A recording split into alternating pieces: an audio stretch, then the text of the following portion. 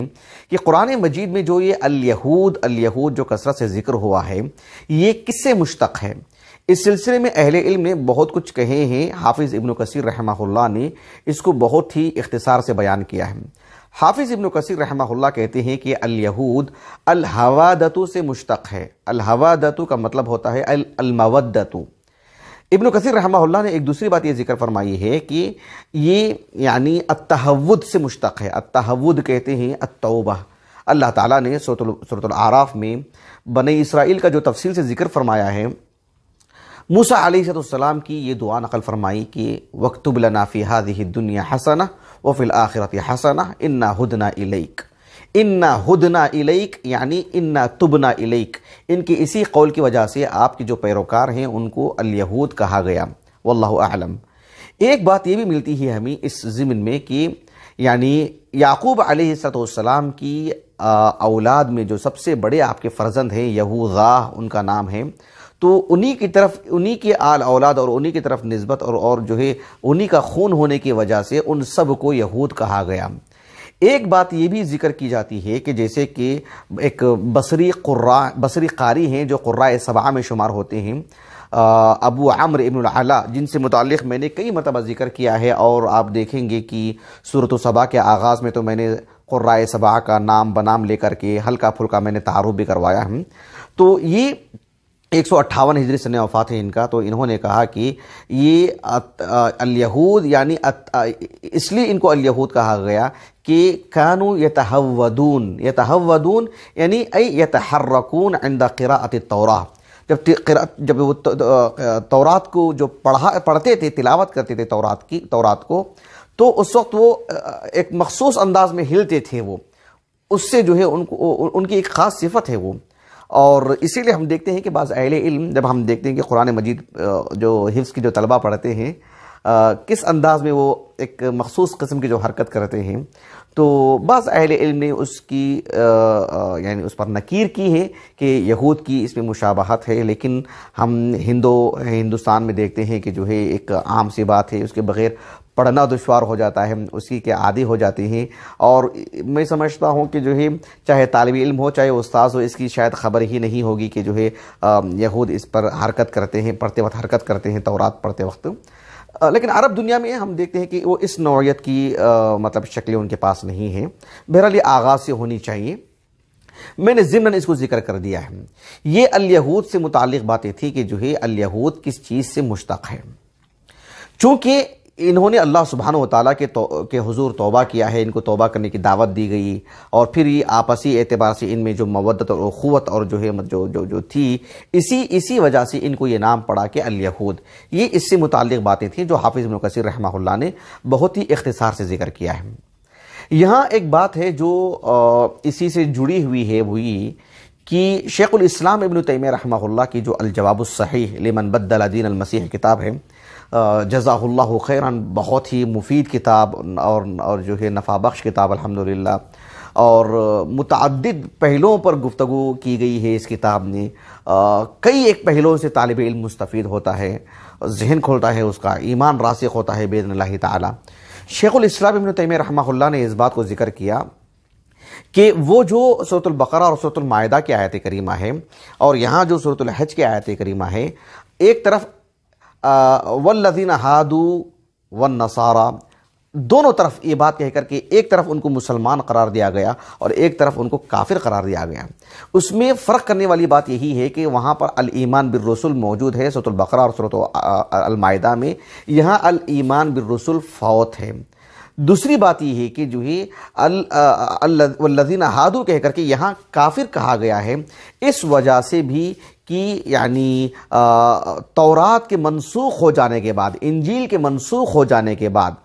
قرآن مجید جو ناسخ ہے اس کے آ جانے کے بعد، رسول اللہ صلی اللہ علیہ وسلم کی بعثت کے بعد بھی کوئی یہ کہے کہ میں تورات ہی پر ایمان رکھتا ہوں اور تورات ہی پر عمل کرتا ہوں، تو پھر ایسی صورت میں وہ ہے یقیناً والذین ہادوا میں اس کا ذکر ہے، لیکن وہ یہاں کافر مراد ہے، ایسے یہود مراد ہیں، وہ یہود مراد ہیں جو ابھی قرآن نازل نہیں ہوا ہے، اللہ کے رسول کی بعثت نہیں ہوئی ہے، اور تورات جو اللہ نے نازل کی ہے ابھی اس میں تحریف نہیں ہوئی ہے، صحیح سالم ہے، اس پر جو عمل کر رہے تھے ان کی حق میں وہ بات کہی گئی ہے جو سورۃ البقرہ اور سورۃ المائدہ میں ہیں۔ یہاں والذین ہادوا کہہ کر کے جو ایک کفار کا آغاز اللہ نے کیا ان الذین آمنوا کے بعد والذین ہادوا، یہ بھی کفار ہیں، یہ وہ یہود مراد ہیں جنہوں نے قرآن مجید کے نازل ہونے کے بعد بھی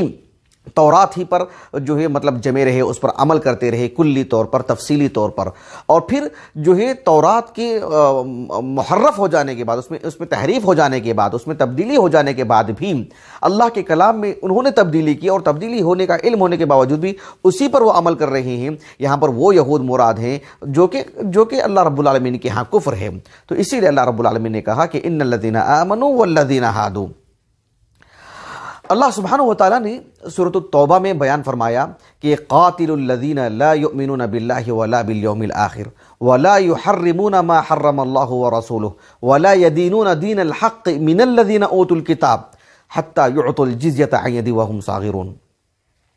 اللہ رب العالمین نے اس آیت کریمہ میں جو سورۃ التوبہ کی ہے، آپ دیکھو اس میں اہل کتاب کو اللہ رب العالمین نے اہل کتاب سے قتال کا حکم دیا ہے، یعنی جو اللہ پر ایمان نہیں لاتے، آخرت پر ایمان نہیں رکھتے ہیں، جو اللہ نے حلال کیا ہے، جو اللہ نے حرام کیا ہے اس کو حلال نہیں مانتے، اس کو حرام نہیں قرار دیتے، اللہ کا جو دین اسلام ہے اسے اپنا دین نہیں مانتے، اللہ کے رسول پر ایمان نہیں رکھتے ہیں، اللہ سبحانہ وتعالیٰ نے ایسے لوگوں کو کافر قرار دیا ہے، ان کے ایمان کی نفی کر دی رب العالمین نے۔ بھلے ہی تورات کے نام پر ان کا ایمان ہے، بھلے ہی موسیٰ کے نام پر ان کا ایمان ہے، لیکن موسیٰ علیہ السلام کی لائی ہوئی شریعت کے مقابل اللہ کے رسول نے جو شریعت لے کر کے آئے وہ کامل شریعت ہے، اور وہ یعنی اس کی ساری جزئیات پر عمل کرنا ہے۔ اجمالی طور پر تو موسیٰ علیہ السلام پر ایمان ہوگا، ان کی لائی ہوئی شریعت پر اجمالی طور پر ایمان ہوگا، ان پر جو نازل کی گئی کتاب ہے اس پر اجمالی طور پر ایمان ہوگا، ایمان مجمل ہوگا، لیکن تفصیلی طور پر جو ایمان محمد پر ہونا چاہیے صلی اللہ علیہ وسلم، قرآن پر ہونا چاہیے، عمل اس پر ہونا چاہیے، دین اس کو بنانا چاہیے، وہ نہیں ہونے کی وجہ سے ان کی ایمان کے اللہ نے نفی کر دی ہے۔ یہ قابل غور بات ہے۔ آپ کو وہ حدیث کا بھی علم ہوگا جسے امام مسلم بن الحجاج القشیری رحمہ اللہ اپنی صحیح کی کتاب الایمان میں لائے ہیں، اور امام نووی رحمہ اللہ نے خوب عنوان قائم کیا۔ امام نووی رحمہ اللہ نے عنوان قائم کیا کہ باب وجوب ایمان اہل الکتاب برسالۃ الاسلام، یعنی اہل کتاب پر یہ بات واجب ہے کہ وہ آپ علیہ السلام پر ایمان لائیں، قرآن پر ایمان لائیں، اسی کو دین بنائیں، اللہ کا دین جو اسلام ہے اس پر عمل کریں، ساری ایک جز جو ہے اللہ کے رسول کی لائی ہوئی شریعت ہی سے لے، یہ ان پر واجب ہے، تبھی وہ مومن کہلائیں گے، تبھی وہ مسلمان کہلائیں گے۔ اور پھر عیسیٰ علیہ السلام پر ان کا ایمان، موسیٰ علیہ السلام پر ان کا ایمان، تورات پر ان کا ایمان اور تورات پر ان کا عمل ان کی نجات کے لیے کافی نہیں ہے، اس لیے کہ ایک تو تورات منسوخ ہو چکی ہے اور دوسری بات اس میں تحریف ہو چکی ہے۔ ہر دو اعتبار سے اس پر ان کا قائم رہنا، آپ علیہ السلام کے ایمان نبی بنائے جانے کے بعد، قرآن کے نازل ہو جانے کے بعد، پھر تو ان کا ایمان جو ہے یعنی کسی طور پر بھی قابل قبول نہیں ہوگا۔ تو امام مسلم رحمہ اللہ نے اس حدیث مبارکہ کو اپنے صحیح کی کتاب الایمان میں لائے ہیں۔ ابو ہریرہ رضی اللہ عنہ کہتے ہیں کہ آپ صلی اللہ علیہ وسلم نے فرمایا فوالذی نفس محمد بیدہ لا يسمع بی احد من هذه الامت یہودی ولا نصرانی۔ آپ علیہ السلام نے فرمایا کہ قسم ہے اس ذات کی جس کے ہاتھ میں میری جان ہے، یعنی اللہ رب العالمین کی قسم کھائی آپ نے، کہ میری اس امت کا جو یہودی ہے، جو نصرانی ہے، امت سے مراد آپ علیہ السلام کی امت، یعنی امت میں وہ سارے افراد آ جاتے ہیں جنہوں نے، جو مسلمان ہیں، جو غیر مسلم ہیں، جنہوں نے آپ کی دعوت کو قبول کیا، امت اجابت ہو یا کہ امت دعوت ہو، سب کے سب شامل ہیں۔ میری اس امت کے وہ افراد جو یہودی یا نصرانی، یعنی ان کو خبر ہو چکی ہے میرے سے متعلق کہ میں اللہ کا نبی ہوں، میری نبوت کا اعلان ہو چکا ہے،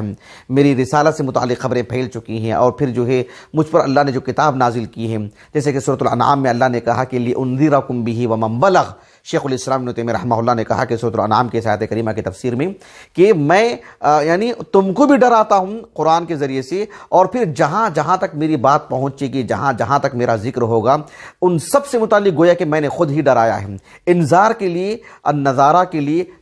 مشافہتاً آمنا سامنا ہو کر ہی کسی کو جنت جہنم کے بارے میں بتانا کوئی ضروری نہیں ہے۔ نظارہ میں جو ہے مطلب بات پہنچتی ہے، کہیں پر پیغام پہنچ جاتا ہے، تب بھی یہی معنی لازم آتا ہے کہ جو ہے گویا کہ انہوں نے ہی ان کو بتایا ہے۔ تو آج اللہ کے رسول کا ذکر دنیا بھر میں ہے تو گویا کہ اللہ کے رسول ہی نے ان کو یہ بات بتائے ہیں، یہ معنی ہے اس کا۔ تو ایسی صورت میں آپ علیہ السلام نے فرمایا کہ میری امت کا جو یہودی بھی، جو نصرانی بھی، اس کو میرے سے متعلق بات پہنچ چکی ہے اور اس کے کانوں میں یہ بات آ چکی ہے کہ اللہ کے رسول صلی اللہ علیہ وسلم نبی بنا کر بھیجے گئے ہیں، قرآن اللہ نے مجھ پر نازل کر دیا ہے، اس کے باوجود بھی ثم یموت، اس کے باوجود بھی اسی حالت میں وہ رہتا ہے یہاں تک کہ اس کی موت آ جاتا ہے کہ ثم یموت ولم یؤمن بالذی ارسلت بہ، اللہ نے مجھے جو دین دے کے بھیجا ہے، جو قرآن مجھ پر نازل کیا ہے، میں اللہ کا رسول ہوں، اس پر وہ ایمان لائے بغیر اس کی موت آ جاتی ہے، کہا کہ الا کان من اصحاب النار، تو وہ اہل جہنم میں سے ہوگا۔ تو ایسے میں والذین ہادوا سے مراد یہاں وہ لوگ مراد ہیں جو کہ کفار ہیں، جو اللہ کے رسول کی رسالت کے بعد بھی ایمان نہیں لاتے ہیں، قرآن کی نزول کے بعد بھی قرآن پر ایمان نہیں لاتے ہیں، پھر بھی تورات پر قائم رہتے ہیں، جبکہ وہ کہ منسوخ ہے اور منسوخ ہونے سے بڑھ کر کے اس میں تحریف بھی ہو چکی ہے۔ ایسے میں یہاں والذین ہادوا سے خالص کفار مراد ہیں، اور وہاں پر والذین ہادوا سے مراد وہ اہل اسلام مراد ہیں۔ میں نے اس کو اس لیے بار بار کہہ رہا ہوں کہ یہ محض اس کو متشابہات کے طور پر فرق نہیں سمجھنا چاہیے، معنوی اعتبار سے بھی اس میں فرق ہے، سیاق کے اعتبار سے اس کو اپنے پیش نظر رکھیں۔